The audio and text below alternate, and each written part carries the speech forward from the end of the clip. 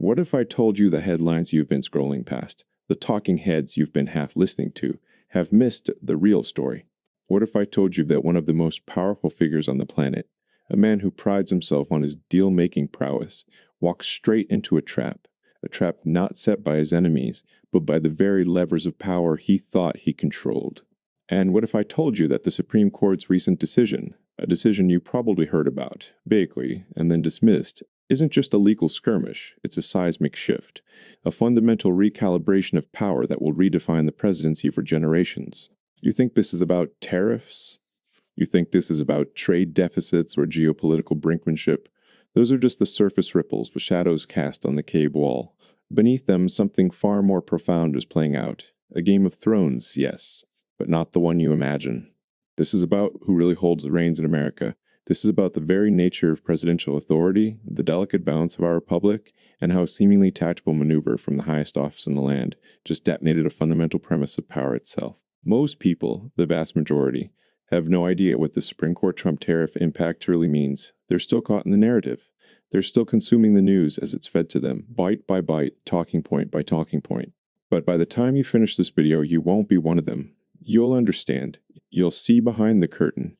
You'll recognize the playbook for what it is, and you'll understand why this isn't just a defeat for a president, it's a critical moment for democracy, and for you. Let's be clear.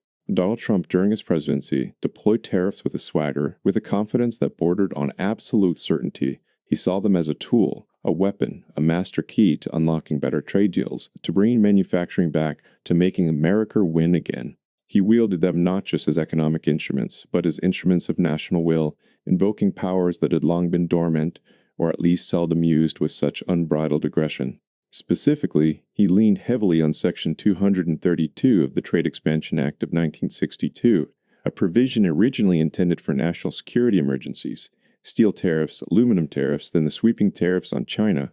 He framed it as a necessity, a strategic imperative. The argument was simple yet potent. These tariffs were critical to national security. Our economic independence, our industrial base, these were under threat. Therefore, emergency powers were justified, and for a time it worked, or at least it appeared to work. Opponents cried foul, economists warned of dire consequences, but the tariffs went into effect. Businesses adapted, consumers absorbed costs, and the global trade landscape shifted. It became an accepted truth, a new normal. The president, in the name of national security, could unilaterally impose taxes on imports, reshaping entire industries, influencing international relations with a single stroke of a pen. It was a projection of immense, almost imperial power. But then something happened. Something that goes beyond the typical political wrangling, beyond the partisan shouting matches. A coalition of aggrieved parties, importers, manufacturers, even some foreign governments, didn't just complain. They challenged. They challenged the premise itself. Asked, was this truly a national security emergency? Or was it an economic policy cloaked in the language of crisis?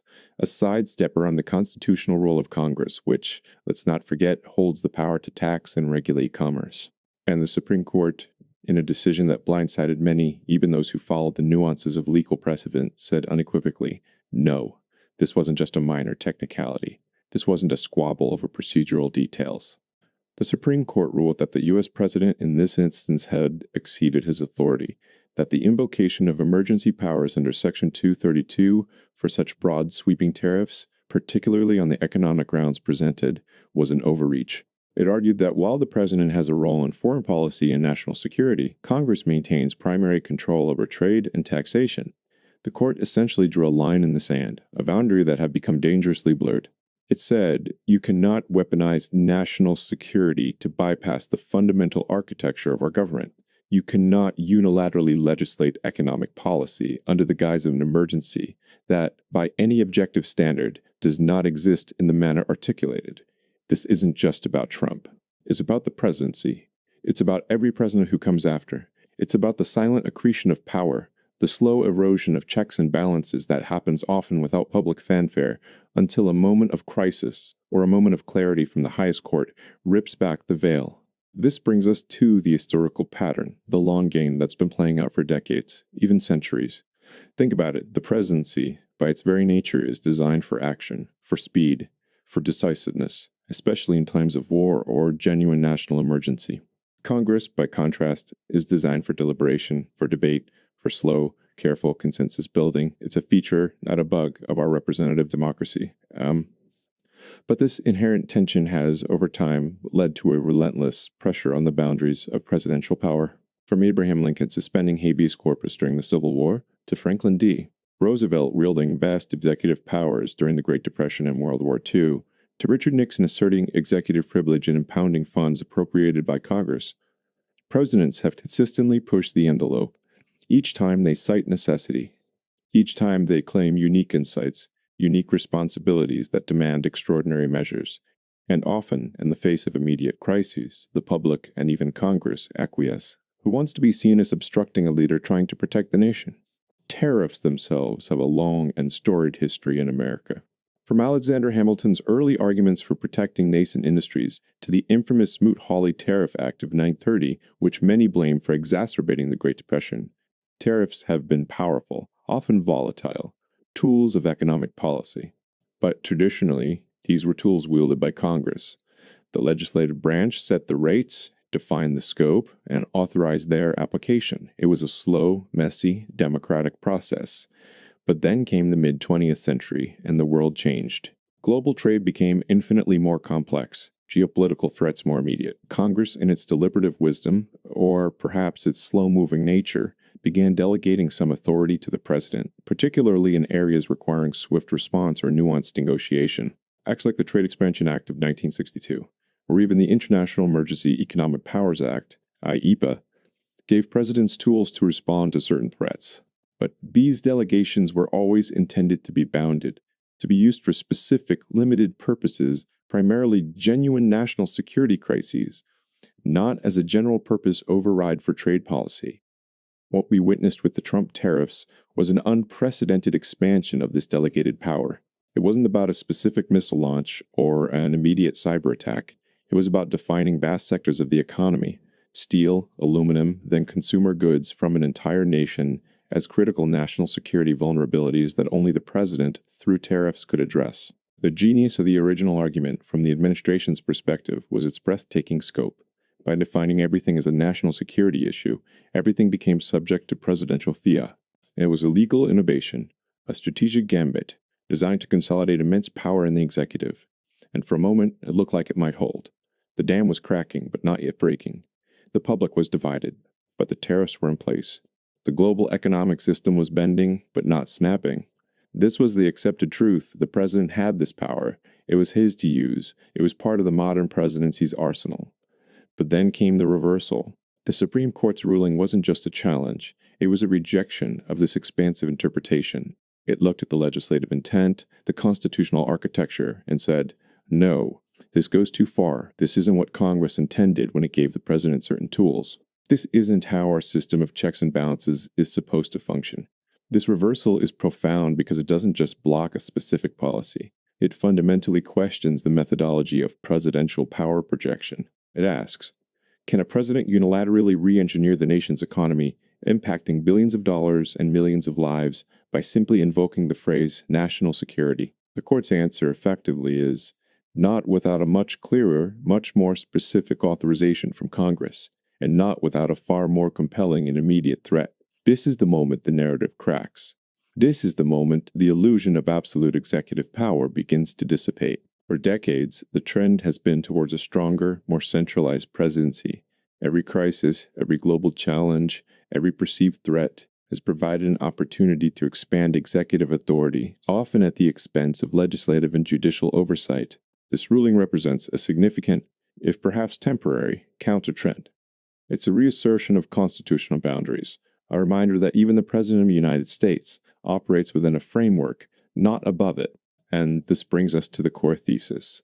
The grand zoom-out, power, at its most fundamental level, is about controlling belief. Think about it. Why do governments exist? Why do institutions function? Because enough people believe they are legitimate. Enough people believe in their authority. Enough people believe in the narrative they present. They're convinced us that the current system is the only system. They've convinced us that these are the acceptable boundaries of power. They've convinced us that certain figures are uniquely qualified to make these decisions. When a president says, these tariffs are for national security, They aren't just making a policy statement, they are manufacturing consent. They are creating a belief, a narrative that legitimizes their actions.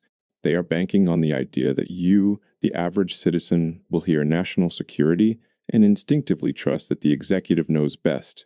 You will believe that the gravity of the situation demands bypassing the usual cumbersome democratic processes. This is the playbook. This is how power works. Not always through brute force, but often through the careful cultivation of belief, through the repeated assertion of a narrative, through the subtle manipulation of public perception. It wants you to believe that the economy is too complex for you to understand, so trust the experts. They want you to believe that geopolitics are too dangerous for public debate, so trust the intelligence agencies. They want you to believe that presidential authority is necessary for swift, decisive action, so don't question the emergency powers. But then, something shifts. A crack appears. A moment of clarity.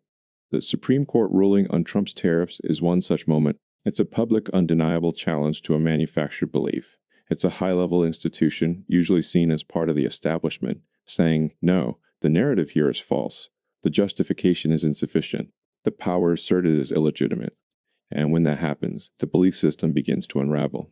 This is the democratic turn. This is where your role becomes paramount. Because skepticism, healthy skepticism, is the ultimate corrective force in a democracy. It's not cynicism, not nihilism. It's the insistence on asking questions, on demanding accountability, on refusing to accept manufactured consent as reality. They've stopped buying the illusion that a president can simply declare emergency to bypass the fundamental separation of powers. They've stopped buying the illusion that every economic dispute can be cloaked in the flag of national security. They've started asking what really constitutes an emergency. Who decides, and what happens when those definitions become so elastic they render constitutional checks meaningless. Your skepticism, when applied to pronouncements of power, is a revolutionary act. When you question the official narrative, when you look for the underlying motivations, when you hold institutions accountable, you are engaging in the most vital form of democratic participation. You are forcing power to justify itself, not just assert itself. You are demanding transparency, not just acquiescence. The Supreme Court in this instance didn't just rule on tariffs. It ruled on the very language of power. It ruled on the limits of rhetoric. It ruled on the boundaries of belief. And by doing so, it empowered you to be more discerning, more questioning, more Christianing, more critical of every claim of emergency, every assertion of unilateral authority that comes from Washington. This isn't a niche legal debate. This is a battle for the soul of our constitutional republic. Is presidency a monarchy by another name, capable of wielding near absolute power in moments of perceived crisis? Or is it an office bound by the collective will of the people, expressed through their representatives and upheld by an independent judiciary? This ruling leans heavily towards the latter. It's a reaffirmation, a potent reminder that our system was designed with inherent friction, with checks and balances precisely because the founders understood the intoxicating allure of unchecked power. Let's zoom out further. The stakes here are immense, far beyond the immediate economic impact of a few tariffs. This tactical episode, the specific ruling, represents a broad civilizational pivot. It's a moment that could define the future trajectory of presidential power in an increasingly complex and interconnected world. We live in an era where crises are constant. Climate change, pandemics, cyber warfare, global economic instability, the arguments for presidential action, for invoking emergency powers, for getting things done quickly, are only going to grow stronger. Every new challenge will be met with calls for a more decisive, less encumbered executive. This Supreme Court ruling, therefore, is not just a backward glance at a specific historical overreach. It's a forward-looking beacon, setting a precedent for how future presidents can and cannot respond to the inevitable emergencies of the 21st century. Will it be a temporary blip, a small correction, before the relentless expansion of executive power resumes its course? Or is it the beginning of a genuine realignment, a reassertion of the legislative and judicial branches, and by extension, a re-empowerment of the democratic process? That, my friends, is where you come in. That's where your continued vigilance, your continued skepticism, your continued engagement becomes absolutely critical. This wasn't just a political defeat for Donald Trump. It was a strategic setback for a particular philosophy of governance, one that prioritizes executive speed and unilateral action over deliberative process and constitutional constraint. It exposes the fragility of a system that relies solely on trust and highlights the robustness of one that demands accountability. The masterstroke of the Trump administration, its attempt to wield emergency national security powers as a broad economic weapon, has backfired in a way that goes far beyond a mere policy reversal. It has triggered a fundamental realignment of expectations, both for the presidency and for the very concept of emergency. It has forced a public and a legal system to re-examine what constitutes a true crisis warranting exceptional powers versus what is merely an opportunistic expansion of authority. This isn't just about the past, it's about the future. What kind of presidency do we want? What kind of democracy do we want? One where a single individual can, with the declaration, reshape our economic destiny and international standing, bypassing the very institutions designed to represent our diverse interests? Or one where power remains distributed, where checks and balances are not just theoretical constructs, but vigorously defended realities? The accepted truth has been challenged. The accepted method of presidential power has been reined in, and the populist through line here is undeniable. The institutions, the establishment, they often operate in ways that consolidate their own power, often manufacturing consent from a public too busy, too distracted, or too trusting to look closer. But moments like this, moments of judicial clarity, moments of public awakening, serve as powerful correctives. They remind us that the ultimate power still rests, theoretically, with the people. This isn't just news. This isn't just a legal update. This is a thesis about power. It's about how it's acquired, how it's maintained, and how sometimes even the most powerful figures can stumble over the very foundations they thought they commanded. It's a testament to the enduring strength of a system, even one under immense strain, when its core principles are brought to bear. I want you to really sit with this. This ruling, largely overlooked or misunderstood, is a profound moment in American history. It's a moment that tells us that the constitutional guardrails, however battered, however challenged, can still hold. It tells us that the relentless march towards an ever more powerful executive is not inevitable. It tells us that the judiciary in its most critical function can still stand as a bulwark against overreach. But none of this matters if you don't understand it. None of this matters if you don't demand better. None of this matters if you passively accept the narratives handed to you. The illusion of absolute executive power, especially in the economic sphere, has been cracked.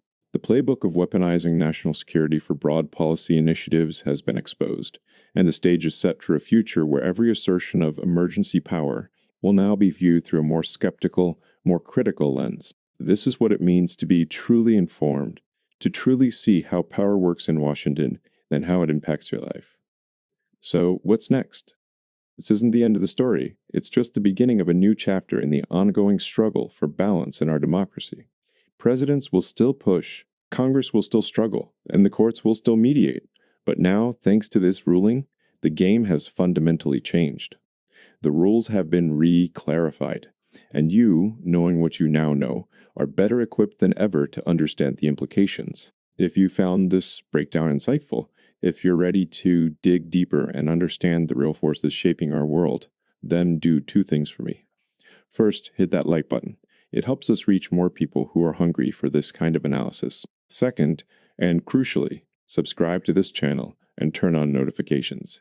We're here to continually peel back the layers, to expose the unseen forces, to give you the context that the mainstream often misses, and most importantly, join the conversation in the comments below. What do you think this means for the future of presidential power, for global trade, for the balance of our government? Your thoughts, your insights, your questions, they fuel this community. They keep the skepticism alive, and they ensure that the conversation around power is never truly settled. Stay curious, stay critical, and until next time, keep questioning the narrative.